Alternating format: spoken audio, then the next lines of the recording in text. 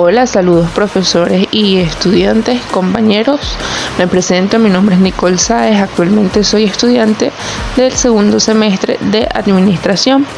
En esta ocasión, con este video, les voy a hacer una breve explicación de cómo fue que yo resolví el ejercicio que debíamos de realizar en el sistema operativo Excel. A continuación podrán ver de qué manera lo hice y cuáles fueron los pasos que yo seguí para resolverlo. Entonces, el ejercicio número 2 nos dice que en la tabla se representan las medidas de grosor en milímetros de 100 bloques de metal que forman parte de un instrumento óptico. Y aquí está la tabla. Luego nos dice que debemos determinar la distribución de frecuencia a la frecuencia relativa porcentual, la frecuencia acumulada y la frecuencia relativa acumulada porcentual. Para esto se le realiza una serie de cálculos y entonces, ¿cuáles serían estos cálculos? Pues, dado que habían en el cuadro de la tabla 10 columnas y 10 filas, multiplicamos 10 por 10, nos da 100. Entonces, de esos 100 datos, ¿cuál era el mayor de esos datos? Era 3.68 y el menor era 3.30.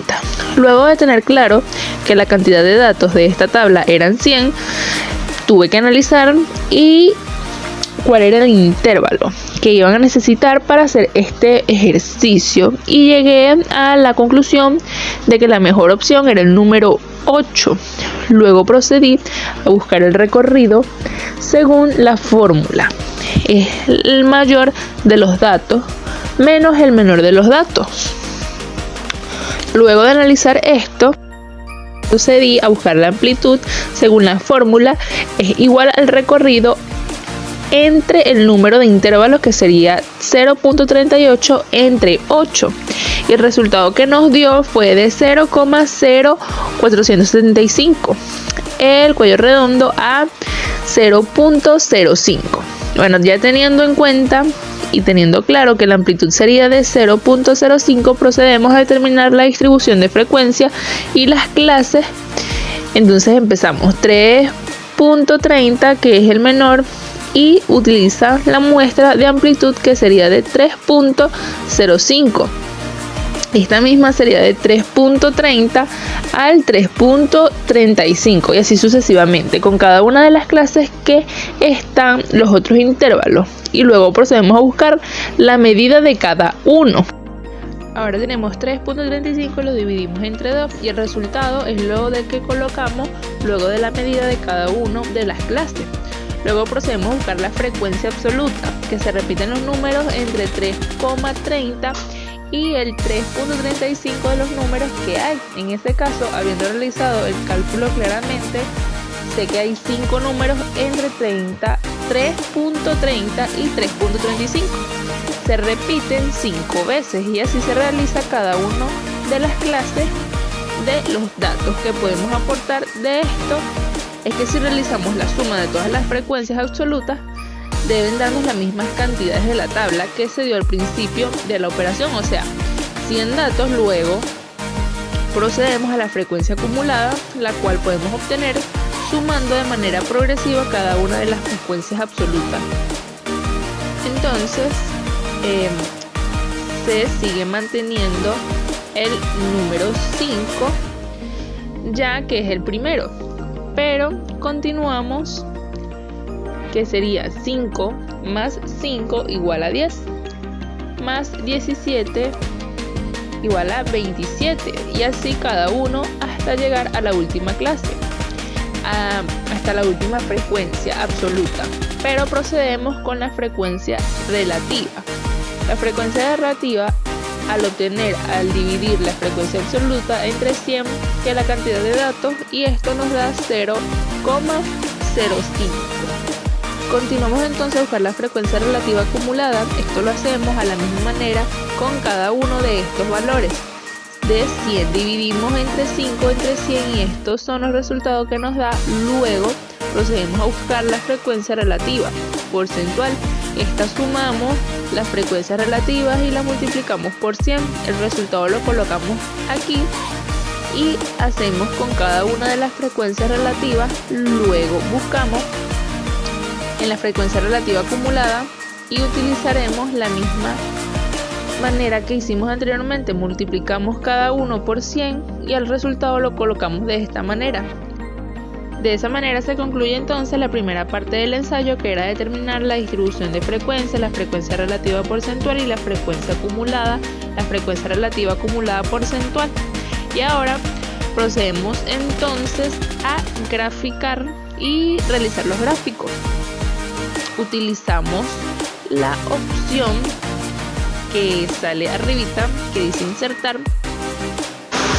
Entonces, de esta manera nos damos cuenta que un histograma de frecuencia, que es lo que lleva barras, entonces vemos así que los datos que hay que poner son... Los datos que colocamos fueron los siguientes. Si los vamos desde una perspectiva de plano cartesiano, la X serían las clases y las que serían las secuencias, en este caso serían la frecuencia absoluta, y tomamos entonces los datos de la frecuencia absoluta, que son estos.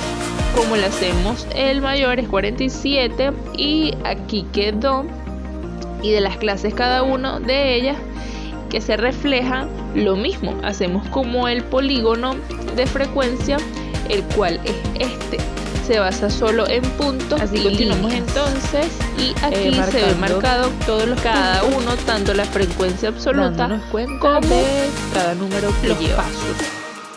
Seguimos entonces con la siguiente gráfica, que es el histograma de frecuencia relativa. En esta hacemos lo siguiente: tomamos las clases que se mantienen donde mismo, pero cambiamos los datos, ya que queremos utilizar los datos de la frecuencia relativa, los cuales son estos. De esta forma se hacen exámenes en un histograma. Y como ya sabemos, los histogramas son gráficos con barras. Le ve aquí, tenemos los histogramas de frecuencia acumulada. En este caso se mantienen, como ya dijimos, las clases en el eje X, como lo podemos decir viéndola, un plano cartesiano, y en las que cambiamos la frecuencia relativa por la frecuencia acumulada, que son los tres datos que vemos acá. Bueno, seguimos y nos conseguimos con la última gráfica, que vendría siendo a continuación, y por última, la ojiva. Entonces los datos para resolver la ojiva son los mismos. El eje Y y el eje X, aquí cambiamos los datos, ya que no aparecen en las clases, sino que es el punto medio, esta medida, y en el eje Y utilizaremos la frecuencia acumulada, y el punto medio o la media es lo que utilizaremos para hacer la ojiva, la cual es la que veremos de esta manera, esta que está acá. Esta que está marcando aquí, para que quede de esta manera.